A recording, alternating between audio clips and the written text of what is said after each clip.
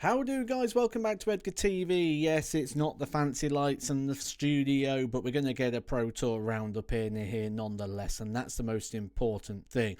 All the big names, well, 3 of the Premier League players not going, including Stephen Bunting. He didn't enter the field, but the majority of them were there. Luke Littler was there, Michael van Gerwen was there. Despite pulling out of the Premier League and the European Tour, he's back in action, which means I expect to see him in a lineup on Thursday night taking on Chris Dobey. Here's the results from the opening round and play, and we'll have a little look through, see if we can find where the stories lie. Dave Chisnell is getting himself back to winning ways, isn't he, as of late? This for me is one of the most 50-50 games going on the tour. Alan Suter against Minter Suljovic, going the way of Alan Suter on this occasion. Gian van Veen, recent winner of the Pro Tour, he went down there to Ted Evitts. Ted Evitts really getting back to form, someone I think you need to keep an eye on over the next 12 months or so. This was a quality game. Watch this one. Dirk van Dijvenbode against Kim Huybrechts.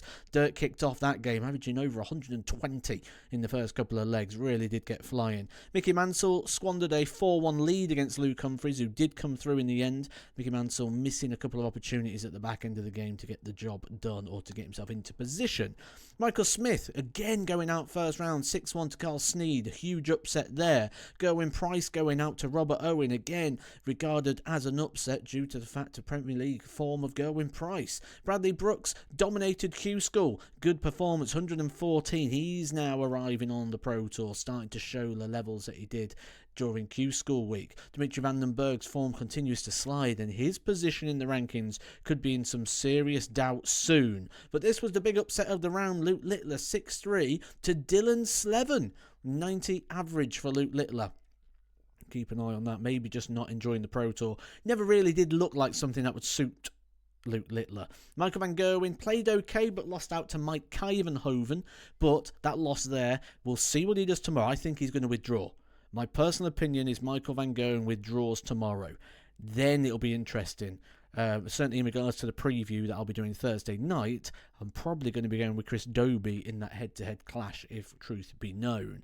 Jim Williams decided to turn up to the Pro Tour this week. He played all right, 6-3 win over Tom Sykes, someone who a lot of people have a lot of hoping to go on and do some things this year, Tom Sykes. But that means some of the real big names are crashing out. So the likes of Luke Humphries could be looking at a Pro Tour title here. Not only that, we take a look at Peter Wright picking up a victory here, 6-4 over James Horrell, who's been playing some good stuff. So Peter Wright may be returning to a little bit of form. These are your high performers, the people who did the best in the round of last 64. This means they'll be getting £1,000 on their order of merit if they lose this round, but these guys won't lose it with performances like this. The winner's over 100 average. The performance of the round going the way of William O'Connor, averaging 105.28 against Andrew Gilding. But Madar's Razma is an interesting one because in his game, in the previous round, he played Jose de Souza. Jose de Souza took a 5-3 lead. Jose de Souza looked like he had him beat. Razma ending up winning the games. De Souza missing a couple of match starts at the end. Razma taking the throw. And now look at him. He's in the last 32. He's just averaged 100.97. You cannot keep people alive in this game because they will come back to haunt you. Last 32 stages now, and we said keep an eye on Peter Wright. Look at him go. He's just beat Danny Knopp at 6-5 with 100 average. He's one who's getting a little bit of form going. The 100 averages continue in this round for Josh Rock, who is flying at the moment. Real good form for him. I wouldn't be surprised if Josh Rock picks up a major this year. Really has sorted out that technical issue with his throw. Think he's looking good right now. Gary Anderson over 100. Luke Woodhouse over 100. Cameron Menzies, who's been doing this for a while now, bashing in the ton plus averages, continues to do so. But there's some more stories developing up here. Ryan Searle out, so one of the big runners in regards to the likelihood of winning a title is out. So now our attention turns to the favourites such as Gary Anderson, Josh Rock, Damon Hetta, Peter Wright.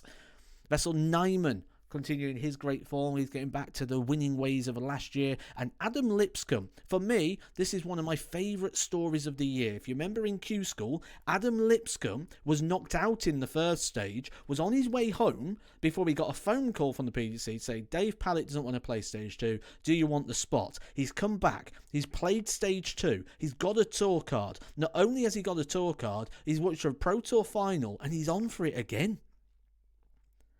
Had Dave Pallett played Stage 2 at Q School, Adam Lipscomb wouldn't even have played Stage 2. Now he's playing very well on the Pro Tour, looking very solid for the World Championships and the Players' Championship finals at Minehead. Crazy how things can just turn. But that is where the journey stops for Adam Lipscomb. Quarter-final stage. He did get another win over Vesselneimer, but a quarter-final, he's going to be delighted with that. A final and a quarter-final in recent times. Something to be very, very proud of and puts him in great stead for the future, certainly in regards to those big events. Look at this performance of the day, 119. And Edgar still managed to get 2 legs from the 119.04 of Josh Rock. That is absolute insanity. The lad is playing well. Well, not overly well, he's out now to Peter Wright, but 99 average, not to be sniffed at, so very good performance from him. Great run as well from Matty Dennant, someone we haven't really picked up on yet, hitting the quarter-final stage. He's going to be happy with that. Gary Anderson seems to be better on the floor than he does on the TV stages these days, which normally is the other way round for these sort of players. Gary Anderson through to the semi-finals with an average of 109, taking up Damon Heta and Sebastian Bielecki since we last spoke. Good run for Chris Dobie. He reaches the last 16. I do think I'm going to be tipping him, though, to beat Michael van Gerwen on Thursday night. And the interesting story here is the Scottish players. 3 Scottish players reaching the semi-final stage and 1 in Niels Zonneveld reaching the semi-final stage from Holland. Now, this is going to be interesting because moving forward, when I do these reviews, I'm going to start including the chase for the World Match Play. Who's getting close? Who's in the running for it? A semi-final here for Zonneveld's going to help his case. And also Michael Smith now in serious danger of not getting to Blackpool, which means him dropping out the top 16. We could start to look at going towards the top 32. Remember, next year the prize money increases. So if he's missing these big events, not only is he losing money, but people are gaining increased prize funds. Michael Smith could be in danger of dropping out the top 32 in the next sort of 12 months or so if he's not careful. But a great performance here from Cameron Menzies, picking up another Pro Tour title. Now, we know he's gone part-time at work.